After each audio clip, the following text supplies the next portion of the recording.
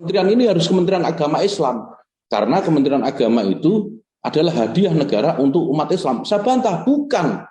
Kementerian Agama itu hadiah negara untuk NU, bukan untuk umat Islam secara umum, tapi spesifik untuk NU.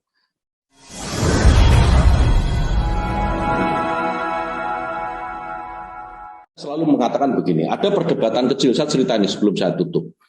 Ada perdebatan kecil di kementerian itu, ketika mendiskusikan soal Kementerian Agama. Saya berkeinginan merubah tagline lah, minimal tagline atau logo Kementerian Agama. Tagline Kementerian Agama itu kan ikhlas beramal. Saya bilang nggak ada ikhlas kok ditulis itu. Namanya ikhlas itu dalam hati, ikhlas kok ditulis. Ya ini menunjukkan nggak ikhlas, saya bilang. Nggak ikhlas itu artinya mungkin kalau ada bantuan terus minta potongan itu nggak ikhlas. Kelihatannya bantu tapi minta potongan itu nggak ikhlas. Nah ikhlas beramal itu nggak bagus, nggak pas, saya bilang. Nah ini ada perdebatan kecil, kemudian berkembang perdebatan ini menjadi sejarah asal-usul Kementerian Agama. Ada yang bilang nih salah satu staf, loh nggak bisa, Kementerian Agama ini kan hadiah negara untuk umat Islam. Karena waktu itu perdebatannya bergeser bahwa kementerian ini harus menjadi kementerian semua agama, melindungi semua umat beragama. Ada yang tidak setuju, kementerian ini harus Kementerian Agama Islam. Karena Kementerian Agama itu adalah hadiah negara untuk umat Islam. Saya bantah, bukan. Kementerian Agama itu hadiah negara untuk NU, bukan untuk umat Islam secara umum, tapi spesifik untuk NU. Nah, jadi wajar kalau sekarang NU itu memanfaatkan banyak peluang yang ada di Kementerian Agama, hadiahnya untuk NU. Kenapa begitu? Kementerian Agama itu muncul karena pencoretan 7 kata dalam Piagam Jakarta.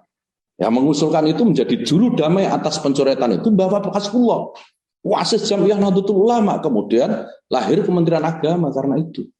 Nah wajar sekarang kalau kita minta dirjen pesantren, kemudian kita banyak mengafirmasi pesantren gitu ya, dan santri juga Jamiah Nahdlatul Ulama, saya kira wajar-wajar saja. Wajar-wajar saja itu, tidak ada yang salah. Nah, ada lagi yang protes loh, tapi kenapa itu kok mengafirmasi juga Kristen, Katolik, Hindu, Buddha? Saya bilang, NU itu banyak besar. NU itu banyak umatnya, jamaahnya banyak dan besar secara fisik badannya. Dan orang yang besar itu selalu cenderung melindungi yang lemah, melindungi yang kecil. Dan itu sifat NU. NU itu di mana-mana, itu pengen melindungi yang kecil. Jadi kalau sekarang Kementerian Agama menjadi kementerian semua agama, itu bukan menghilangkan ke-NU-annya, tapi justru menegaskan ke-NU-annya. NU itu terkenal paling toleran, NU terkenal paling moderat.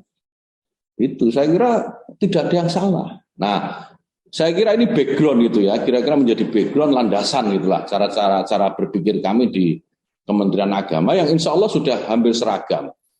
Sudah hampir seragam, meskipun masih ada 1-2 ya biasa itu, karena kita mengelola organisasi yang besar.